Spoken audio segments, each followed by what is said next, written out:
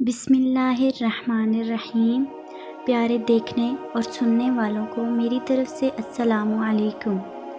جی تو ویورز، آج ہم جس عبادت کا ذکر کریں گے وہ عبادت اللہ کی لاڈلی عبادت ہے۔ تہجد اللہ کی بہت لاڈلی عبادت ہوتی ہے۔ جو اس عبادت تک پہنچ گیا نا، وہ اللہ کا بھی لاڈلا ہوتا ہے۔ اللہ کیسے اپنے لاڈلے کی دعا رد کر سکتا ہے؟ تہجد رات کی تاریکیوں میں ایک ایسا سنہرا لمحہ ہوتا ہے جب ایک بندہ اپنے خالق سے سرگوشیوں میں گفتگو کرتا ہے، جب عرش اور فرش میں کوئی فاصلہ باقی نہیں رہتا اور نہ آنسوؤں پہ کوئی اختیار رہتا ہے۔ تہجد کی نماز یہ ثبوت دیتی ہے کہ تجھے اللہ سے اور اللہ کو تم سے کتنی محبت ہے۔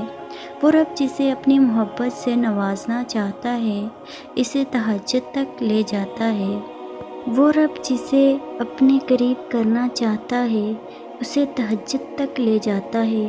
تہجد کے وقت یہ وہ دعا ہے جو کبھی رد نہیں کی جاتی۔ اگر کسی انسان کو کوئی چیز شدت سے چاہیے ہونا اور وہ تہجد میں دعا میں نہیں مانگ رہا، مطلب وہ سچا نہیں ہے اپنے جذبے میں۔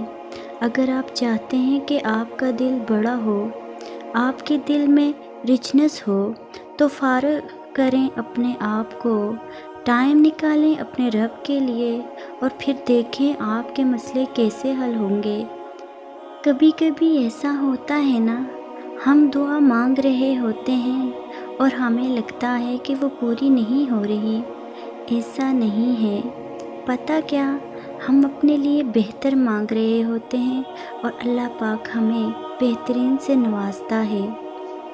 اگر ہم اللہ پر توکل کر کے اپنی دعا کو جاری رکھیں اور مایوس نہ ہوں تو یقیناً اللہ بہترین سے نوازے گا، کیونکہ وہ ہمارے لیے بہترین چاہتا ہے۔ اپنی دعاؤں میں یقین شامل کریں اور مایوسی سے بچیں۔ بے شک مایوسی کفر ہے۔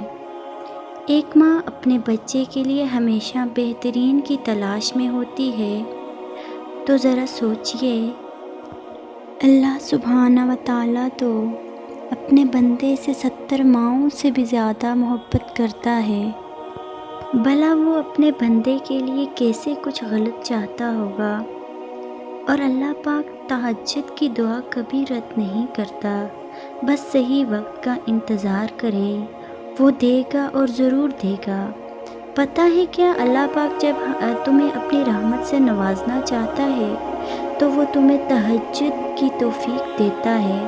وہ چاہتا ہے کہ اس کا بندہ رات کی تنہائی میں اس سے کچھ مانگے اور وہ اسے عطا کرے، بس شرط یہ ہے کہ یقین کامل لازم ہے۔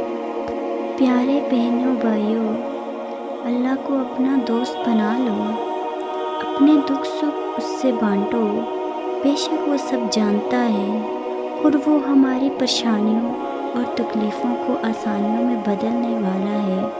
بے شک اس کے حکم کے بغیر کائنات میں ایک پتا تک نہیں ہلتا۔